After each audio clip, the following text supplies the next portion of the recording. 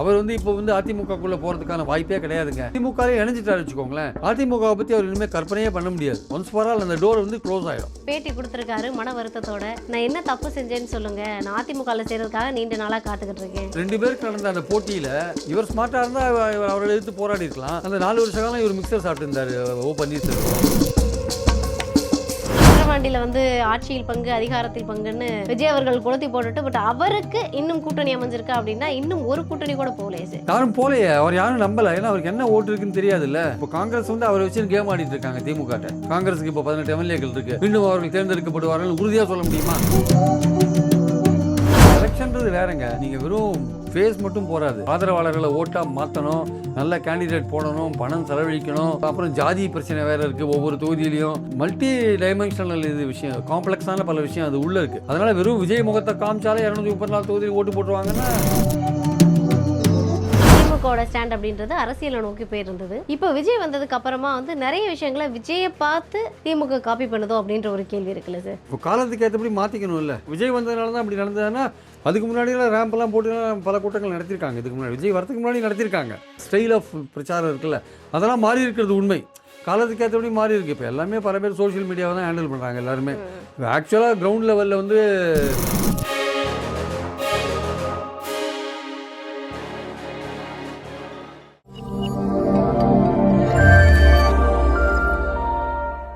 Sir, இப்போ அமமுகவுடைய TTV Dinakaran அவர்கள் பேசும்போது ஒரு விஷயம் சொல்றாங்க. நேத்து கூட்டணி பேச்சுவார்த்தைன்றது பாஜகவோட தான் நடக்கும் அப்படின்னு ஒரு விஷயத்த சொல்லியிருக்காங்க. தொடர்ந்து இங்க நடக்கக்கூடிய மாநாடுகள் எல்லாமே என்டிஏ தலைமையிலான மாநாடாக தான் இருக்கு. அடுத்த மார்ச் மாதம் பார்த்தீங்கன்னா 3 முறை பிரதமர் வரப்போறாரு. இது என்னன்னா பாஜக வந்து இந்த முறை களத்துல வந்து நிறுத்தி பாஜக ஆட்சியை மாற்றணும்னு பிரதமர் அவர்கள் முழு முனைப்பு காட்டுறாரோன்னு ஒரு கேள்வி இருக்கு. அமித்ஷாவுக்கும் மோடிக்கும் ஒரே தான். என்டிஏ ஆட்சி, தமிழ்நாட்டில் என்டிஏ ஆட்சி. இவங்க அதிமுக தலைமையில் ஆட்சி. நாங்கள் தான் கூட்டணியை டிசைட் பண்ணுவோம்னு தீர்மானம் போட்டாங்க பொதுக்குழு அதிமுக. கடைசியில் பொதுக்குழு கட்சியை யார் சேர்க்குறாங்க பார்த்தீங்கன்னா பாஜக தான் சேர்க்குறாங்க கட்சியை. இவங்ககிட்ட ஒன்றுமே இல்லை. எடப்பாடி என்ன நினைக்கிறாரு, அவரோட டேபிளுக்கு சாப்பாடெல்லாம் வந்துடும், நல்லா சாப்பிட்டு ஜம்முன்னு இருக்கலாம்னு நினைக்கிறாரு. அவர் எந்த எஃபர்ட்ஸ் எடுக்கிற மாதிரி தெரில. He is not taking any efforts. கட்சியை சேர்க்கறதுக்கும் எஃபர்ட்ஸ் எடுக்கலை, தன் கட்சியை பலப்படுத்துறதுக்கும் எஃபர்ட்ஸ் எடுக்கலை. திமுக பிடிக்கலைன்னா அதிமுக ஓட்டு போட்டுருவாங்கன்னு ஒரு பிளைண்ட் பிலீஃபில் இருக்கார். அது வந்து பழைய காலம், இந்த காலம் இல்லை. காலம் மாறி போச்சு. ஆமாம், காலம் மாறி போச்சு. அது புரியாத அது. ஆனால் அவர் பலவீனமாக இருக்காரு புரிஞ்சுட்டு அந்த வாக்குறுதியை கொடுக்குறாரு. இருந்தாலுமே அவர் எந்த எஃபர்ட்ஸ் எடுக்க மாட்டேங்கிறார். அவங்க பாஜக தெளிவாக இருக்காங்க என்டிஏ ஆட்சின்னு. தினகரன் ரொம்ப தெளிவாக இருக்கார். அவர் வந்து எடப்பாடியை இன்னைக்கும் முதல்வர் கேண்டிடேட்னு சொல்லி பிரச்சாரமே பண்ண மாட்டார். அவருக்கு கொடுக்கப்பட்ட வாக்குறுதி என்னன்னா என்டிஏ சீஃப் மினிஸ்டர் தான் கொடுத்துருக்காங்க அவருக்கு. அப்படி தான் அவர் உள்ளே கூட்டு வந்திருக்காங்க. நீங்கள் அதிமுக ஆட்சின்னு சொல்ல வேண்டாம், நீங்கள் அம்மாவின் ஆட்சின்னு வேணால் சொல்லிக்கோங்க, அதே என்டிஏ ஆட்சின்னு சொல்லிக்கோங்க. நீங்கள் எடப்பாடி தலைமையில் ஆட்சி நீங்கள் சொல்ல வேண்டிய அவசியம் இல்லை. அதனால தான் அவர் சொல்கிறாரு, என்னன்னா என்டிஏவோட பேசுவேன், எனக்கு பாஜக தான் சீட் கொடுக்கும், நான் அதிமுகவோட பேச மாட்டேன். அதுவே அந்த கூட்டணியில் வந்து ஒரு பிளவை உண்டாக்குற விஷயம். நாளைக்கு அமமுக போட்டி போகிற இடத்துல அதிமுக வேலை செய்வாங்களா? இது மாதிரி இருந்தால் செய்ய மாட்டாங்க. நீங்கள் என்டிஏட்ட தானே வாங்கினீங்க, பாஜகவே உங்களுக்கு வேலை செஞ்சுக்கணும், நான் வேலை செய்ய மாட்டேன்னு போயிட்டே இருப்பாங்க. அதிமுக போட்டி போகிற இடத்துல அமமுக ஓட்டு போடுவாங்கன்னா போட மாட்டான். அங்கே 2 பேருக்குள்ள கால வர விஷயம் நடக்கும். அப்போது எடுத்த உடனே இந்த கூட்டணி ஜெல்லாகாதே இருக்கு பாருங்க. நீங்கள் அதிமுக தலைமையிலான கூட்டணி அப்படின்னு சொன்னீங்கன்னா எல்லாருமே எடப்பாடியை முதல்வர் அதிமுக தலைமையிலான கூட்டணி ஒத்துக்கணும். இங்கே என்டிஏ கூட்டணின்னு ஒன்று தனியாக கொண்டுறீங்க. முதல்வர் கேண்டிடேட்னு பிரைம் மினிஸ்டரே பேச மாட்டேன்றார் எடப்பாடியை. ஒருவேளை மார்ச் 1ஆம் தேதி மதுரையில் பேசுவாரா தெரியாது, இதுவரையும் பேசாத இருக்கார். அப்போது தினகரன் அப்படி சொல்கிறதுல ஆச்சரியம் இல்லை. நான் வந்து என்டிஏ கூட்டணியில் தான் இருக்கேன், அதிமுக கூட்டணியில் இல்லை, நான் வந்து இடஒதுக்கீடு பற்றி தொகுதி பங்கீடு பாஜகவோட தான் பேசுவேன்றார். அப்போ அதிமுகவுக்கு சம்மந்தம் இல்லைன்னு ஒரு விஷயத்தை வச்சாருன்னா நாளைக்கு இவரோட கேண்டிடேட் போட்டி போகிற இடத்துல அதிமுக வேலை செய்வாங்களா மாட்டாங்களா? கேள்விக்குறிதான். ஓகே, இப்போ ஓபிஎஸ் அவர்களுடைய நிலை என்னன்ற ஒரு கேள்வி இருக்கு. ஏன்னா திடீர்னு போய் பார்த்தா இவங்க முதலமைச்சரை சந்திச்சுட்டு திமுக ஆட்சி நல்லாச்சின்ட்டு வர்றாரு. 3 முறை முதலமைச்சராக இருந்தவர் திமுகவுக்கு போவாரா அப்படின்ற ஒரு கேள்வி எழுதல சார். அவருக்கு திமுகவுக்கு போகிறது ஒரு சங்கடமான விஷயங்க. 3 முறை முதல்வராக இருந்தார், ஒரு கட்சிக்கு ஒருங்கிணைப்பாளராக இருந்திருக்காரு. மற்றவங்க போகிறதுக்கும் இவர் போகிறதுக்கும் வித்தியாசம் இருக்குது. இவர் போனார்னா இவர் 3 முறை முதலமைச்சர் இருந்தார். ஆட்சியை பாராட்டுறது வேற விஷயம், ஆட்சியை அங்கே போய் சேர்றது வேற விஷயம், திமுகவில் சேர்றது வேற விஷயம். நீங்கள் ஆயுள் முழுக்க திமுக எதிர்த்துட்டு அந்த எதிர்த்த கட்சியோட தலைவராக இருந்துட்டு நீங்கள் அங்கே போய் சேர்றீங்கன்னா உங்களுக்கு டெஸ்பிரேட்டாக வேறு வழி கிடையாது. உங்களை அதிமுகக்குள்ளே எடப்பாடி சேர்த்துக்க மாட்டேங்கிறாருங்க. நான் வந்து விதிப்படி நான் தேர்ந்தெடுக்கப்பட்டேன் ஒருங்கிணைப்பாளராக, என்னை சேர்த்துக்கோங்கன்னு கேஸ்லாம் வேறு போட்டிருக்காரு. எடப்பாடி ரொம்ப தெளிவாக சொல்கிறார், சசிகலாவையும் ஓபிஎஸ்ஸையும் சேர்த்துக்கவே மாட்டேன்றார். அவருக்கு என்ன பையனா, இவங்க கட்சிக்குள்ளே வந்துட்டாங்கன்னா ம். நாளைக்கு கட்சி எலெக்ஷனில் தோற்றுது வச்சுக்கோங்க, அவருடைய தலைமைக்கு ஆபத்து வரும். அப்போ ஆபத்து வந்தால் இவங்க அந்த இடத்துல இருந்தாங்கன்னா அவரை அகற்றுறது ஈஸியாக இருக்குன்ட்டு இவங்களை சேர்க்கவே மாட்டேன்றார். ஓகே. தன்னுடைய பதவியை பாதுகாக்கணுன்ற எண்ணத்தில் சுயநலம் காரணமாக இவங்களை சேர்க்க மாட்டேன்றார். இவங்களுக்கு என்னென்னா அவர் சேர்க்க மாட்டேன்றாரு. அப்போ அவர் எப்படி பழி வாங்குறது? சட்ட ரீதியாக பழி வாங்கணும். அதுக்கு ரொம்ப லேட் ஆகும் கோர்ட்லாம் போகிறதுக்கு. அப்போ அவர் எப்படி தோக்கடிக்கிறது? அவரை தோக்கடிக்கிறது யார் தோக்கடிப்பா? யார் தோக்கடிக்க முடியும் அப்படின்னு பார்க்குறாங்க. தாவேக்கா கிட்ட போனால் தோக்கடிக்க முடியுமானா அது டவுட்டாக இருக்குது. தாவேக்கா கிட்ட போனால் கௌரவம் கிடைக்காது, ஒரு ரெஸ்பெக்ட் கிடைக்காது, ஒரு அங்கே சரியாக டீல் பண்ண மாட்டாங்க நம்மளை. சரி, அப்போ திமுகட்ட போகலாம். எதிரியை துரோகியை வீழ்த்தா எதிரியோடு சேரலாம் அப்படின்ற மாதிரி, எதிரிக்கு எதிரி நண்பன் அப்படின்ற மாதிரி ஒரு ஆங்கிளில் போய் அங்கே போகிறாங்க. அது ஒரு இன்டர்னியமாக ஒரு இடைக்காலமாக உங்களுக்கு எதிராக இருக்கிற எடப்பாடியை கவுண்டர் பண்ணுறதுக்கு கரெக்டு. ஒரு லாங் ரன்னில் நீங்கள் போனீங்கன்னா ஒன்று நீங்கள் ஒரு சிறு அமைப்பு ஏற்படுத்திட்டு நீங்கள் திமுகவோட கூட்டணி வச்சுருந்தீங்கன்னா, ஒரு சுயேட்சையில் நின்னீங்கன்னா எதிர்காலத்தில் அதிமுகவுக்கு போகிறதுக்கான அதை எடப்பாடி தோத்தாருன்னா அதை மீட்டெடுக்கிறதுக்கான வாய்ப்பு இருக்குது. நீங்கள் திமுகலேயே சேர்ந்துட்டீங்க வச்சுக்கோங்க, உங்கள் கேஸ் அடிபட்டு போயிடும். அப்புறம் நீங்கள் கேஸை பற்றி டீல் பண்ண முடியாது, கேஸ் என்னமே. அதனால் திமுகவில் சேர்த்துட்டு ஒன்ஸ் திமுகலே இணைஞ்சிட்டாரு வச்சுக்கோங்களேன், அதிமுகவை பற்றி அவர் இனிமேல் கற்பனையே பண்ண முடியாது. ஒன்ஸ் ஃபார் ஆல் அந்த டோர் க்ளோஸ் ஆகிடும். ஆனால் அதே சமயம் ஒரு சிறு அமைப்பு ஆரம்பித்து திமுகவோட கூட்டணி போய் ஒரு சுயேட்சை சின்னத்தில் நின்னார் வச்சுக்கோங்க, அப்போ அதிமுகவில் நாளைக்கு பிரச்சனை வந்ததுன்னா அங்கே போய் அந்த அந்த கட்சிக்கு போய் சேர்ந்து அதை சரி பண்ண முடியும், எடப்பாடி ஓரங்கட்ட முடியும். இப்போ அந்த 2 விஷயத்துல தான் அவர் குழம்பின்னு இருக்கார். திமுகவில் சேர்ந்துருதா, அவருக்கு என்ன ப்ராமிஸ் பண்ணுறாங்க, சேர்ந்துருங்க, நம்ம ஆட்சிக்கு வந்தால் உங்களுக்கு நல்ல போஸ்டாக தரோம், ஈவன் துரைமுருகன் இருந்த இடத்துல கூட உங்களை உட்கார வைக்கிறோம், ஏன்னா நீங்கள் ரொம்ப சீனியராக இருக்கீங்க, 3 தடவை முதல்வராக இருந்திருக்கீங்க, இல்லை உங்களுக்கு ஸ்பீக்கர் போஸ்ட் கொடுக்குறோன்ற மாதிரி பல விஷயங்கள் சொல்கிறாங்க. இவருக்கு அங்கே திமுகவில் சேரணுமா வேணாமான்றது ஒரு பெரிய ஒரு மன உளைச்சலாக இருக்குது.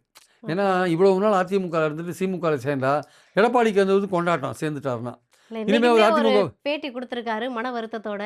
நான் என்ன தப்பு செஞ்சேன்னு சொல்லுங்க, நான் அதிமுகவில் சேர்றதுக்காக நீண்ட நாளாக காத்துக்கிட்டு இருக்கேன், என்ன தப்பு செஞ்சேன்னு சொல்லுங்க, என்னோட தப்பை நீங்கள் சொல்லி காமிச்சிங்கன்னா நான் அரசியலை விட்டே விலகுறேன்னு இருக்காரு சார். அதுதான் எடப்பாடி சொல்கிறாரு, நீங்கள் ஆஃபீஸ்குள்ளே பூந்தெல்லாம் அடிச்சிங்க, ரெக்கார்டெல்லாம் எடுத்துன்னு போயிட்டீங்கன்னு சொல்கிறாரு, பொதுக்குழுவே உங்களை நீக்கிடுச்சின்னு சொல்கிறார்.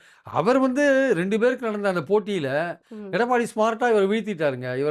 இவர் முதுகில் குத்திட்டார். இவர் ஸ்மார்ட்டாக இல்லை, இவர் ஸ்மார்ட்டாக இருந்தால் இவர் அவரை எதிர்த்து போராடி இருக்கலாம். அந்த 4 வருஷ காலம் இவர் மிக்சர் சாப்பிட்டுருந்தார். ஓ பன்னீர்செல்வம் மிக்சர் சாப்பிட்டுருந்தாருன்னா ஒன்றும் செயல்பாடே இல்லாத இருந்தார்.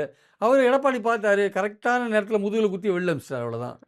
ஒரு உரையில் இருவாள் இருக்க முடியாது, ஒரு கட்சிக்கு ஒரு தலைவர் தான் இருக்க முடியும்னு அந்த ஆங்கிளில் பேசி கரெக்டாக இவர் வெளில அமிச்சிட்டார். இவர் என்ன தப்பு செஞ்சேன்னா, இவர் தப்பு இவர் ஒரு அரசியலில் நீங்கள் ஒரே லெவலில் 2 பேர் இருக்கும்போது என்னைக்கு ஒருத்தர் நம்ம முதுகில் குத்துவாருன்னு காத்துட்டு இருக்கணும். அதை நீங்கள் எடுத்து போராட வேண்டிய கட்டத்தில் ரெடியாக இருக்கணும்.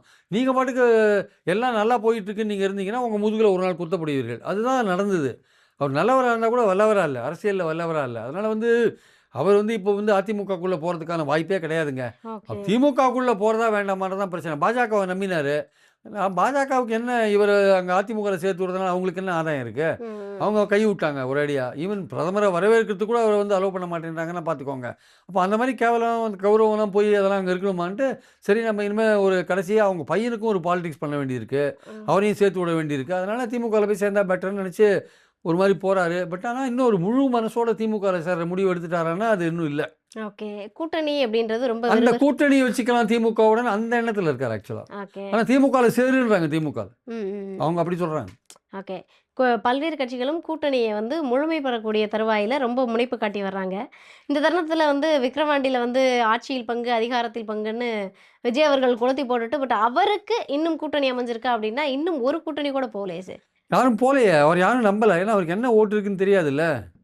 அதாவது விஜய் யாரையும் நம்பல, இல்லை விஜய் யாரும் நம்பல, மற்றவங்க யாரும் விஜய் நம்பலை. ஏன்னா அவருக்கு என்ன ஓட்டு இருக்குன்னு தெரியாது. இப்போ காங்கிரஸ் அவரை வச்சு கேம் ஆடிட்டு இருக்காங்க திமுகட்ட. நான் அங்கே போயிடுவோம், அங்கே போயிடுவோம், அங்கே போயிடுவோன்னு ஒரு கேம் ஆடிட்டு இருக்காங்க. நீங்கள் அங்கே போகலாம், உங்கள் 18 எம்எல்ஏக்கள் மீண்டும் தேர்ந்தெடுக்கப்படுவாங்கன்னு ஏதாவது உறுதி இருக்கா? காங்கிரஸுக்கு இப்போ 18 எம்எல்ஏக்கள் இருக்குது, மீண்டும் அவர்கள் தேர்ந்தெடுக்கப்படுவார்கள் உறுதியாக சொல்ல முடியுமா? சொல்ல முடியாது. ஏன்னா இப்போ தான் முதல் எலெக்ஷனை சந்திக்க போகிறார். இப்போது எம்ஜிஆர் கட்சியை திமுக விட்டு பிரிஞ்சு வந்தப்போ 72ல் 73ல் திண்டுக்கல் எலெக்ஷன் சந்தித்தார், பிரமாதமாக வின் பண்ணார். அப்புறம் கோயம்புத்தூர்லலாம் இடைத்தேர்தல் வந்தது, அதில் வின் பண்ணார். அதுக்கப்புறம் கருணாநிதி பேரில் சர்க்காரியா கமிஷன் ஊழல் குற்றச்சாட்டு கருணாநிதி ரொம்ப அன்பாப்புலர் ஆகிட்டார். அவருக்கு எதிராக பல விஷயங்கள் நடந்தது. 77 எம்ஜிஆர் நின்ற போது எலெக்ஷனில் அவர் ஆட்சிக்கு வரக்கூடிய வாய்ப்பு இருக்குன்னு மக்கள் நம்பினாங்க. ஆனால் இவருக்கு வந்து விஜய்க்கு வந்து அந்த மாதிரி எதுவும் நடக்கல. அவர் ஒரு ஈரோடு கிழக்கு தேர்தலில் நின்றுதாரு வச்சுக்கோங்க, ம். இல்லை விக்கிரவாண்டி எலெக்ஷனில் நின்றுதாரு வச்சுக்கோங்க. அப்போ அவரை பற்றி ஒரு கணிப்பு நமக்கு வரும். ஓகே. சரி, ஏதோ ஒரு ஓட் பேங்க் இவருக்கு இருக்குது. இப்போது எதுவுமே ப்ரூவ் பண்ணலை அவர். ப்ரூவ் பண்ணாத இருக்கும்போது அவருக்கு எடுத்த உடனே நேர அசெம்பிளி எலெக்ஷன் வராரு. அவருக்கு எப்படி வின் பண்ணுவார், என்ன ஓட்டு வரும்னு தெரியாது. அப்போ அதனால் எல்லாருமே என்ன பண்ணுறாங்க, யோசிக்கிறாங்க. அவர்கிட்ட போகிறதுக்கு யோசிக்கிறாங்க. ஆட்சியில் பங்குன்னு சொல்கிறாரு, நிறைய இடமும் கொடுப்பாரு, எல்லாம் கரெக்டு. ஆனால் வின் பண்ண முடியுமா? தெரியல. அவர் வந்து ஒரு பார்ட்டி ஆரம்பிச்சிருக்காரு. அவர் வந்து ஒரு கேம்பிளிங் மாரி இறங்கி பார்க்கலாம், என்ன நடக்குதுன்னு பார்க்கலாம்னு அவர் இறங்கலாம். பட் அவர நம்பி இன்னொருத்தர் இறங்கணும்ல. அது யோசிப்பாங்கல்ல. கண்டிப்பா. ஆனா அவர காமிச்சு சீட் அதிகப்படுத்துறது அதெல்லாம் பண்றாங்க. அதுக்கு பாசிபிலிட்டீஸ் இருக்கு. அது பண்றாங்க. அவர்ட்டயே போறாங்கன்னா அது ஒரு கேள்விக்குறியா இருக்கு. ஓகே. ஏன்னா வந்து நேத்து பேசும்போது ஒரு விஷயம் சொன்னாரு. எங்களுக்கு கூட்டணின்றது தேவையில்ல. ஏன்னா முதலமைச்சர் என்ன பண்றாருன்னா, அறிவாலயம் சார்ந்து ரோட்டோரமா போறவங்கள எல்லாம் கூட்டணிக்குள்ள போட்டு இழுத்து போட்டுட்டு இருக்காரு. அந்த மாதிரி கல்லாப்பட்டி கூட்டணி நமக்கு வேண்டாம் அப்படின்றாரு. அவர் பிரேமலதா தான் சொல்றாரு. அவங்க தான் பதில் சொல்லணும். கல்லாப்பட்டி கூட்டணியா இல்லையான்ட்டு. பணம் வாங்கிட்டு கூட்டணி. பணத்த அவங்க குடுத்து கூட்டணி அமைக்கிறாங்கன்னு சொல்றாரு அவர் இன்டைரக்ட்டா. பட் ஆனா அந்த மாரி அது அவர் அந்த மாரி கூட்டணி வேண்டான்னா, சீ இந்த பழம் புளிக்கும்னு சொல்ற மாரி தான். யாரும் அவர்கிட்ட வரலையே. யாராவது வந்து அவர்ட்ட அப்ரோச் பண்ணாங்களா? யாராவது அவர் சேர்த்துட்டாரா? காங்கிரஸும் வந்து அவர காமிச்சு திமுக அதிக சீட் கேட்கறாங்களே தவிர, காங்கிரஸ் அங்க போயிடுவாங்களான்னு சொல்ல முடியாது. யாருமே வரலன்றது தான் உண்மை. அவரும் வந்து இனிமே யாரையும் எதிர்பார்க்குற மாரி தெரியல. அவர் தனியாவே களம் காண்றதுன்னு தான் இருக்காருன்னு நெனைக்கிறேன். செங்கோட்டையன் சேர்ந்திருக்காரு.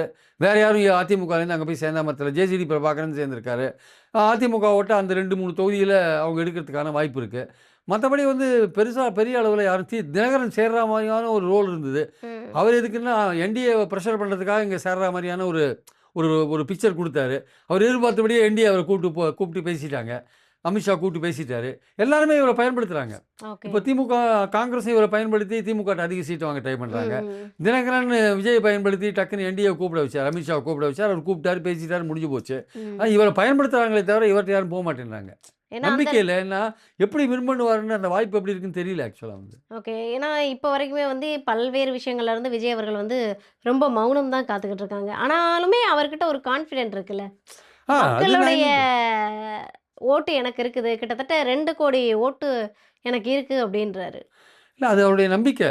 அதெல்லாம் நடக்குமான்னு சொல்ல முடியாது. அது அவர் நம்பிக்கைய நம்ம பாராட்டணும் அவ்வளோதான். ஒரு நம்பி செயல்படுறாருல்ல.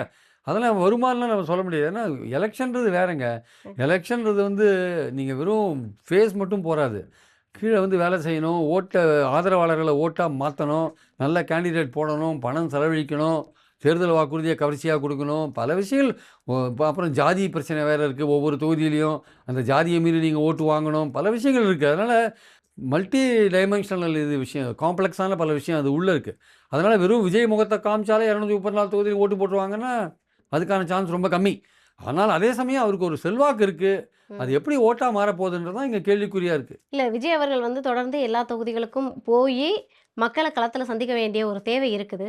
ஆனா, அவர் அப்படி போக முடியுதா அப்படின்னு கேட்டா, அது ஒரு கேள்விக்குறியா இருக்கு. ஏன்னா, அவங்க வைக்கக்கூடிய விமர்சனம் என்ன அப்படின்னா, திமுக அரசு எங்களுக்கு உரிய அனுமதி குடுக்க மாட்டேங்குது. நமக்கு போற இடத்துக்கு பாதுகாப்பு தரமாட்டேங்குது.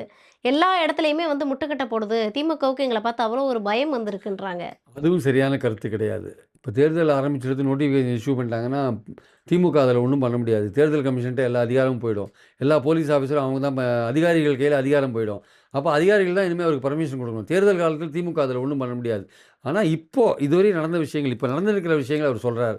ஆனா இப்ப பார்த்தீங்கன்னா, அவர் பஸ்ல தான் போய் பிரச்சாரம் பண்றாரு. அவர் ஒரு பெரிய திடல்ல மேடை போட்டு பிரச்சாரம் பண்ணல. ம். பெரிய திடல்ல மேடை போட்டு திமுக பண்ற மாரி 2 இளைஞர்கள் மாநாடு, 2 மகளிர் மாநாடுலாம் நடத்துறாங்கல்ல திமுக. அந்த மாரி நடத்தினா பரவால்ல. அந்த மாரி நடத்தும்போது நீங்க ஒரு வேன்ல நின்னு பேசும்போது, அவங்க பல கண்டிஷன்ஸ்லாம் போட தான் செய்வாங்க. ஒரு பெரிய திடல்ல நீங்க சேர்ஸ்லாம் போட்டு நடத்தும்போது, அதுக்கு உண்டான பர்மிஷன் குடுக்க தான் செய்வாங்க. அப்போ ஏன்னா நீங்க தள்ளுமுள்ளு வருது. உங்க கூட்டத்தில தள்ளுமுள்ளு வருது. நீங்க ஒரு பஸ்ஸில நின்னு பேசுறீங்க. அந்த பஸ்ஸ நோக்கி மக்கள் ஓடி வராங்க. பஸ்ஸ நோக்கி ஓடி வரும்போது தள்ளுமுள்ளு வருது. அந்த இப்ப தான் நீங்க வந்து இவ்வளோ பிரச்சனைக்கு அப்புறம் தான் கரூர் மரணத்துக்கு அப்புறம் தான் நீங்க என்ன பண்றீங்க, அந்த தடுப்பெல்லாம் போட்டிருக்கீங்க. ம். இதுக்கு முன்னாடி தடுப்பெல்லாம் நீங்க கரூர்ல போட்டீங்களா? நீங்க கரூர்ல என்ன சொல்றீங்க, கரூர்ல வந்து நீங்க தள்ளுமுள்ளு ஏற்பட்டு தான் அவ்வளோ பேர் இறந்து போனாங்க. அது உண்மையான காரணம் என்பது தான் தெரியும் வச்சுக்கோங்க. நம்ம பாயிண்ட் என்னன்னா, உங்கள பார்க்கறதுக்கு வந்து அந்த வேன நோக்கி ஓடி வரும்போது தள்ளுமுள்ளு ஏற்படுது. ம். ஒரு பெரிய கூட்டத்தில ஆர்கனைஸ் பண்ற கூட்டத்தில அந்த மாரிலாம் இருக்காது. அதனால திமுக வந்து ஒண்ணும் பண்ண முடியாதுங்க. தேர்தல் பிரச்சார நோட்டிஃபிகேஷன் போட்டான்னா, அவருக்கு பர்மிஷன் குடுக்குறதெல்லாம் அதிகாரிகள் தான் குடுப்பாங்க. திமுக ஒண்ணும் பண்ண முடியாது. இல்ல அதுக்கான டைம் இல்லல்ல. இப்போ இல்லையே தாவேக்கா கிட்ட. 40 நாள், 30 நாள் இருக்கே. அவர் மாநிலம் முழுக்க பிரச்சாரம் போவாரு, பல இடங்கள்ல பேசுவார்ல. திமுக ஒண்ணும் பண்ண முடியாது. அவரு எங்க பேசணும்னு நெனைக்கிறாரோ, அங்க அதிகாரிகள் பார்த்து பர்மிஷன் குடுப்பாங்க. ஓகே. இல்ல இதுவரைக்குமே நடந்த விஷயத்துல டைம் குடுக்காதது தான் ஒரு காரணம் அப்படின்னு விஜய் தொடர்ந்து சொல்றாரு. இதுவரையும் அவர் நடத்தினதுல 41 பேர் செத்து போயிட்டாங்கல்ல. சாகாத இருந்தா அவருக்கு ஒண்ணும் இல்ல பிரச்சனை அதுக்கு இல்ல. வந்து போலீஸ் தானே சார் உரிய பாதுகாப்பு குடுக்கலன்றாங்க. அப்படின்னு அவரு சொல்றாரு. சிபிஐ என்கொயரில தான் தெரியும் என்னன்ட்டு கரெக்ட்டா. அது அவரு சரியா ஏற்பாடு பண்ணலையா? போலீஸ் பாதுகாப்பு குடுக்கலையா? அது காரணம் அவருன்ற சிபிஐ குற்றச்சாட்டுல அவர் பேரையும் சார்ஜ் ஷீட்ல சேர்த்துட்டா என்ன பண்ணுவீங்க? அவரும் காரணம் இல்ல. நீங்க சரியா ஏற்பாடு பண்ணல. ஒழுங்கா தண்ணிய வைக்கல. மக்கள 7 மணி நேரம் காக்க வச்சுட்டீங்க. அப்படின்னு சொல்லிட்டா என்ன பண்ணுவாரு அவரு? இல்ல அவங்க குறிப்பிட்ட டயத்துக்குள்ள நாங்க வந்துட்டோம்னு சொல்றாங்க. 7 மணி நேரம் மக்கள் காத்திருந்தாங்களாமே! அது சொல்றாங்களே எல்லாருமே. காத்தாலேருந்து 7 மணி ம். நேரம் காத்திருந்தாங்க. நீங்க ஏன் டயத்த மாத்துனீங்க? ராத்திரி 7 மணி to மத்தியானம் ஏன் வந்தீங்க? சாயந்தரம் ஏன் வந்தீங்க? அப்படின்னு சொல்றாங்க. மத்தியானம் வரேன்ட்டு சாயந்தரம் வந்திருக்காரு போலருக்கு. ஏதோ சம்திங் லைக் தட். அதனால 41 பேர் இறந்து போயிட்டாங்க. நம்மளுடைய பாயிண்ட் என்னன்னா, இந்த கரூர் சம்பவத்துக்கு அப்புறம் தான் அவர் மேல உள்ள ரெஸ்ட்ரிக்ஷன் அதிகமாகுது. அதுக்கு முன்னாடிலாம் வந்து பல இடங்கள்ல போனாரு. நாகப்பட்டினம், திருச்சிலாம் போயிட்டு வந்தாரு. அவர்லாம் வந்து தெருவுல ரோட் ஷோ மாரி தானே போயிருந்தாரு. யாராவது ஏதாவது கேட்டாங்களா? விக்கிரவாண்டியில நடத்தினார், மதுரையில நடத்தினார். எல்லா இடத்துலயும் ஒருத்தர் 2 பேர் மயக்கம்லாம் போட்டு விழுந்தாங்க. அதெல்லாம் பெருசா யாரும் எடுத்துக்கல. 41 பேர் இறந்து போனது அவர தள்ளுமுள்ளு தான். அவர பார்க்கறதுக்கு வந்த கூட்டம் தான். அது வந்து ஒழுங்கா ஆர்கனைஸ் பண்ணாது. நேத்து நேத்து நடந்த கூட்டத்தில முன்னாடி தடுப்பெல்லாம் போட்டிருந்தாங்கல்ல. அந்த மாரிலாம் போட்டாங்களா? போடலையே கரூர்ல. இல்ல ஒரு அதனால ஒரு ப்ரிகாஷன்ஸுக்கு ஹைகோர்ட்டே சொல்லிடுது. எஸ்ஓபின்னு வச்சிருக்காங்க. Standing operating procedure. அதன்படி அவங்க குடுக்குறாங்க.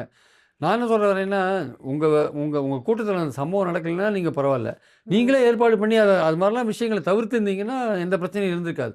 இப்போ நீங்க அரசாங்கத்த குறை சொல்றதுல ஒண்ணும் அர்த்தம் இல்ல. நீங்க தான் ஒழுங்கா அரேஞ்ச் பண்ணியிருக்கணும் ஆக்சுவலா. ஓகே. இதுல வந்து கூட்டணி கட்சிகள்ல வந்து இன்னும் இவங்களோட நிலை வந்து கேள்விக்குறியா இருக்குன்னா, ராமதாஸ் ஐயா அவர்களுடைய நிலை தான். இப்ப அவங்களோட ஸ்டாண்ட் என்னவா இருக்க போது? அவங்களோட மூவ் என்னவா இருக்க போது? அவருக்கு வந்து திமுக கதவ மூட்டாங்க. திமுகல வந்து ட்ரை பண்ணி பார்த்தாரு. ஓகே. திமுகல முடியாதுன்னு சொல்ட்டாங்க. நீங்க தனியா வேணா நின்னுக்கோங்க அப்டின்ட்டாங்க. அது இப்ப என்டிஏல என்ன பண்றாங்க, பாமக ஓட்டு கீழ பிரியுது.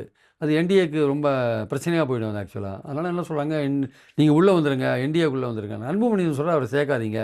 நான் தான் பாமக தலைவரு. அவர ஓகே. சேர்க்கக்கூடாது அப்டின்றாங்க. இப்போ அவங்க பொண்ணு என்ன சொல்றாங்க, ராமதாஸ் பொண்ணு, நம்ம தாவேக்காவோட போலாம். தாவேக்கால 2, 3 சீட் வாங்கி நான் நிக்கிறேன். நம்ம அப்டின்னு போலாம். அதுக்கு நீங்க அங்கலாம் போய் என்னால பேச முடியாது. என்னோட சீனியாரிட்டிக்கு விஜய்ட்டலாம் போய் நான் பேச முடியாதுன்னு அவரு ஒரு கௌரவம் பார்த்துன்னு பேசாம இருக்காரு. அவரு போட்ட கேஸ் எல்லாம் வந்து அடி வாங்கிடுச்சு. எதுவுமே யாரும் கேட்குற மாரி தெரியல.